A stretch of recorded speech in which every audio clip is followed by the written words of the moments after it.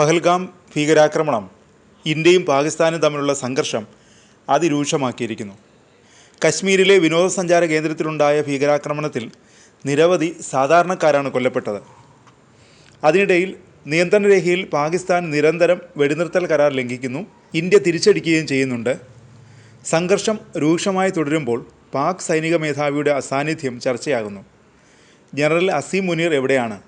പൊതുവേദിയിൽ നിന്ന് വളരെ പെട്ടെന്നാണ് സൈനിക മേധാവി അപ്രത്യക്ഷനായത്. ഇതോടെ അസീം മുനീർ രാജ്യം വിട്ടെന്ന അഭ്യൂഹം പരന്നു. ജനറൽ അസീം മുനീർ കുടുംബസമേതം രാജ്യം വിട്ടെന്നാണ് അഭ്യൂഹം. സാമൂഹ്യ മാധ്യമങ്ങൾ ചർച്ച ചെയ്യുന്നതും ജനറലിൻ്റെ അസാന്നിധ്യമാണ്. മുനീർ ഔട്ട് എന്ന ഹാഷ്ടാഗിലാണ് സോഷ്യൽ മീഡിയയിൽ ചർച്ചകൾ നടക്കുന്നത്.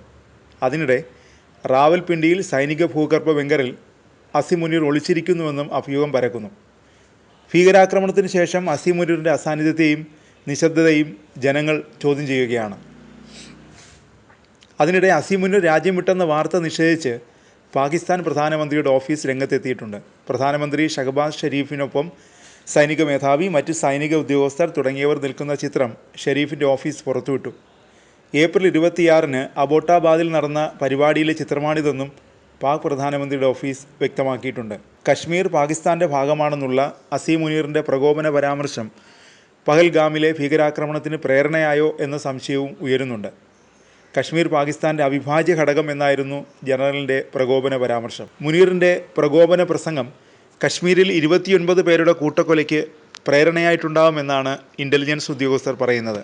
ഇസ്ലാമാബാദിൽ നടന്ന ഓവർസീസ് പാകിസ്ഥാനീസ് പ്രോഗ്രാം കോൺഫറൻസിലായിരുന്നു അസീം മുനീറിൻ്റെ വിവാദ പരാമർശം. അസീം മുനീറിൻ്റെ പ്രസംഗത്തിൽ കശ്മീരിനെതിരെ മാത്രമല്ല വർഗീയ പരാമർശവും അടങ്ങിയിരുന്നു. ഇത് തീവ്രവാദ ഗ്രൂപ്പുകൾക്ക് ഉത്തേജകമായിട്ടുണ്ടാകുമെന്നും ഇൻ്റലിജൻസ് ഉദ്യോഗസ്ഥർ കരുതുന്നു.